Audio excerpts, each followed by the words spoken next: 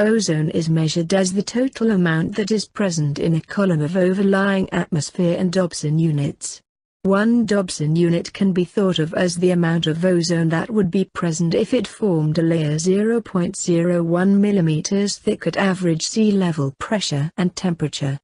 A typical Dobson reading for the ozone layer is about 300 Dobson units, meaning that the ozone layer would only be about 3 mm thick if brought down to sea level.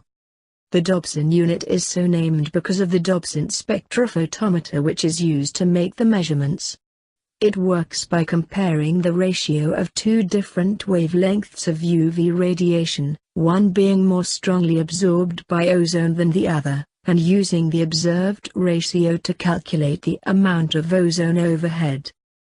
This method has been used to measure the ozone layer at Halley research stations since 1956.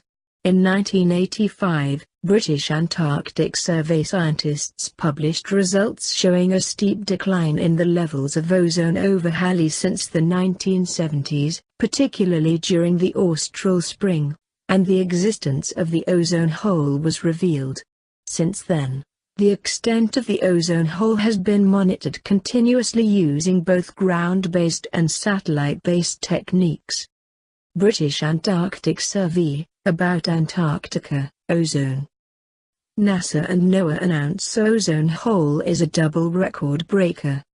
The image from the link above shows the size and shape of the ozone hole as measured in October 2006.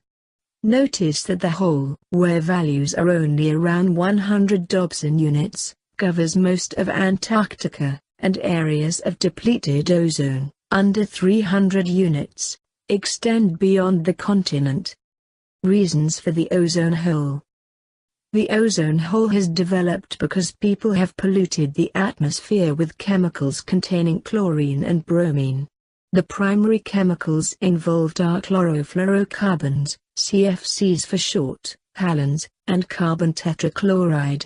CFCs in particular have been used for a wide range of applications, including refrigeration, air conditioning, foam packaging, and making aerosol spray cans.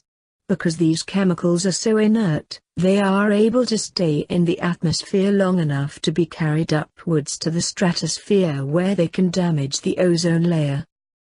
The actual processes by which CFCs, and other ozone-depleting chemicals, destroy ozone are complex and require certain weather conditions to exist. A simplified description of the process involving CFCs is as follows. Once they reach the stratosphere, unreactive CFCs can be broken down by UV radiation to release reactive chlorine. For this to occur, clouds need to be present in the stratosphere to provide ice crystal surfaces on which these chemical reactions can take place. Once released from CFCs, chlorine, Cl, then reacts with ozone, O3, to form Cl and O2. Cl quickly breaks down to release the Cl atom, which can repeat the process with another O3 molecule. In this way, one chlorine can gobble its way through around 100 O molecules of ozone before it leaves the stratosphere. The fact that most of the ozone depletion happens over Antarctica also requires some explanation.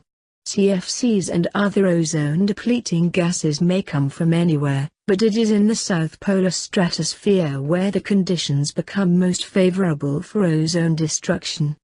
The key factor is the presence of stratospheric clouds and the lack of atmospheric mixing between the South Polar latitudes and air from elsewhere during the austral winter and early spring.